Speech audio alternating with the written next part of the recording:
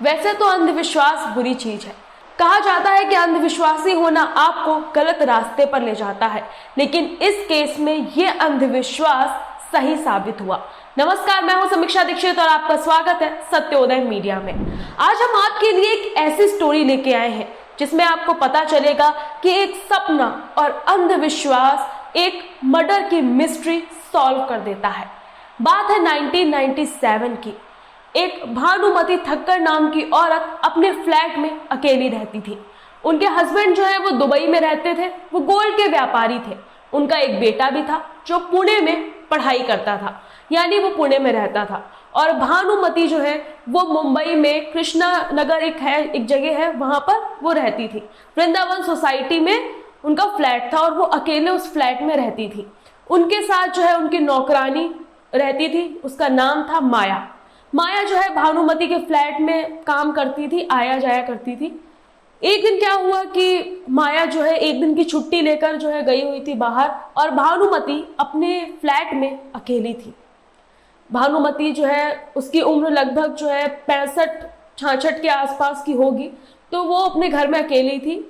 दो चोर आते हैं, भानुमति का सारा सामान लूट कर चले जाते हैं।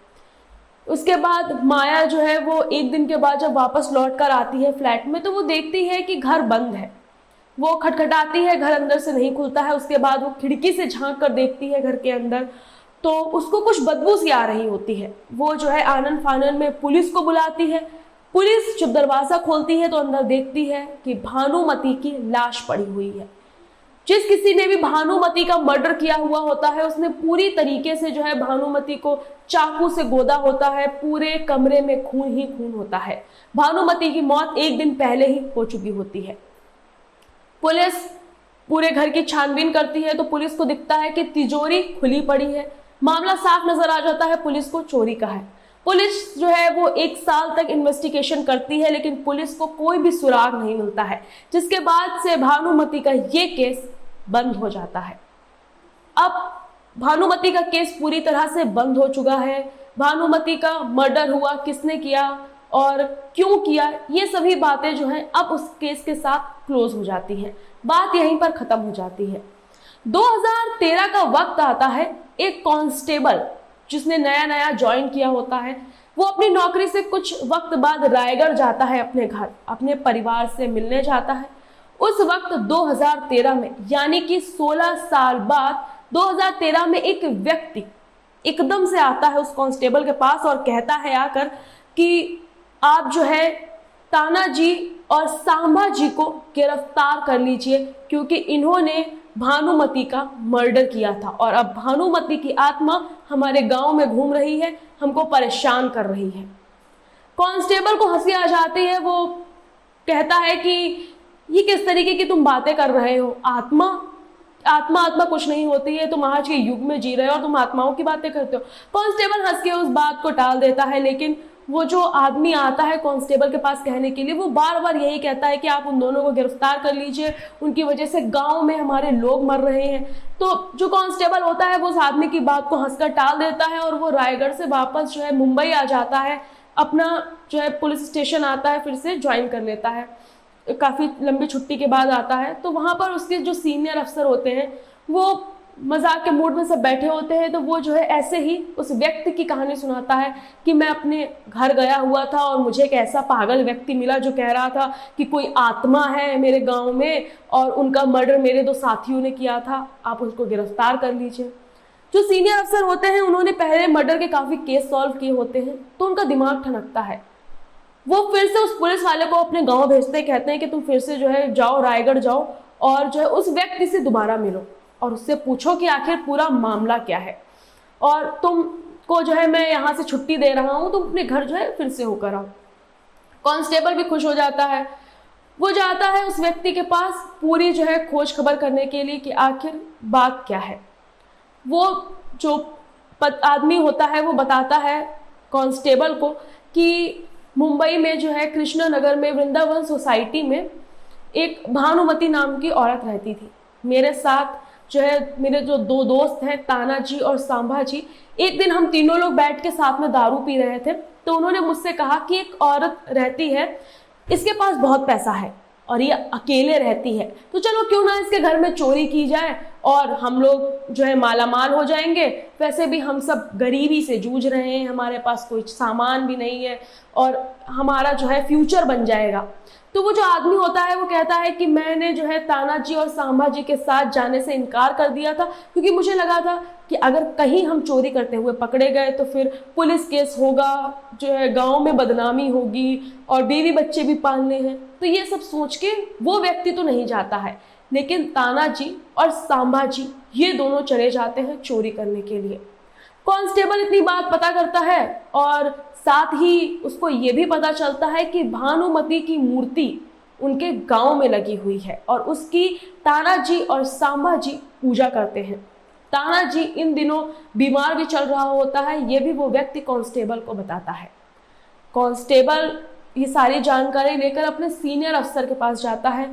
सीनियर अफसर को वो बताता है कि गांव में भानुमति की जो है वो मूर्ति लगी हुई है, उनकी पूजा होती है और सभी लोग ये मानते हैं कि भानुमति की जब से मूर्ति लगी है तभी से गांव में बीमारियां आ गई हैं और लोग बीमार पड़ने लगे हैं।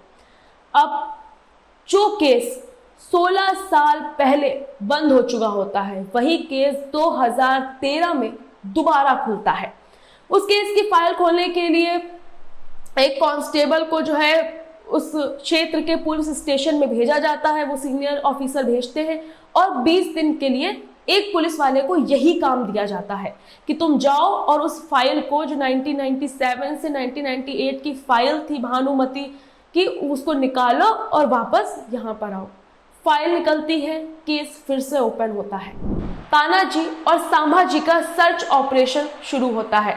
वो सीनियर अफसर सबसे पहले तो उस गांव में जाते हैं, लोगों से पूछते हैं कि कौन था तानाजी और सांभाजी, उनका नेचर कैसा था। ये सारी बातों की पुलिस सिलसिलेवार तरीके से पड़ताल करना शुरू करती है। उस मूर्ति को भी देखा जाता है।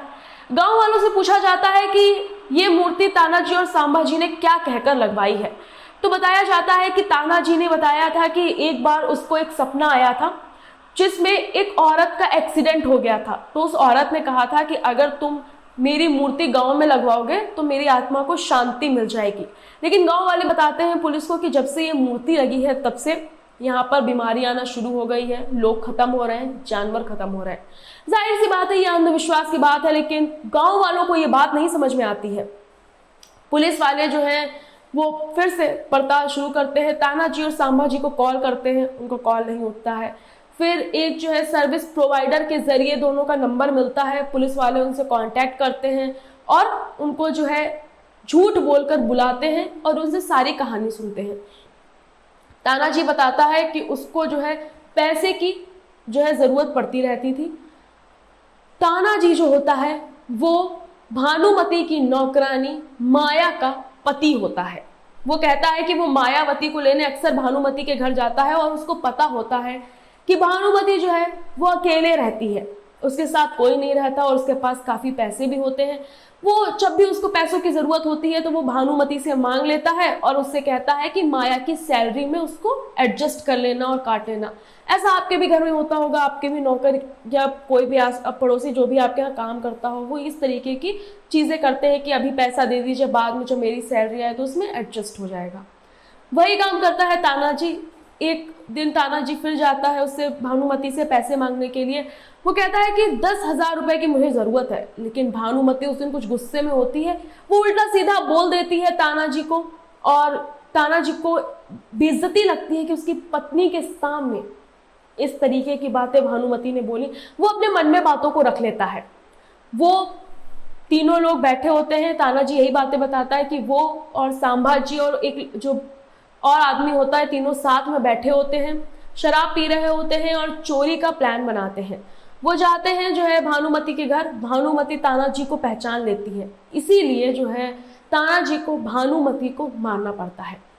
तानाजी कहता है कि 10 साल तो सब कुछ ठीक चलता है। वो बहुत खुश होता है कि पुलिस ने भी उसको नहीं पकड़ा और सारा मामला शांत हो गया। लेकिन 10 साल के बाद तानाजी के साथ कुछ चीजें जो है वो अनयूजुअल होना शुरू होती हैं। जैसे तानाजी को रात में नींद नहीं आती है, भानुमति के सपने आते हैं, वो सो नहीं पाता है, उसको भानुमति की परछाई दिखाई देती है। तो वो इन सब चीजों से काफी परेशान हो जाता है। वो एक डॉक्टर के पास जाता है। डॉक्टर कहते हैं कि तुमको कोई बीमारी नहीं है, हो सकता है तुम किसी चीज़ के बारे में ज़्यादा सोच रहे हो तभी तुमको नींद नहीं आती है। डॉक्टर उसको दवाई देते हैं, लेकिन उनका भी कोई खास असर तानाजी पर नहीं पड़ता है। तानाजी अब चला जाता है अंधविश्वास के रास्ते पर। वो एक तांत्रिक से मिलता है और तांत्रिक कह देते हैं कि तुम जो है एक मूर्ति बनवा के लगवा दो भानुमति के अपने गांव में और उसकी डेली पूजा करो, तो भानुमति तुम्हारे सपने में आना बंद हो जाएगी।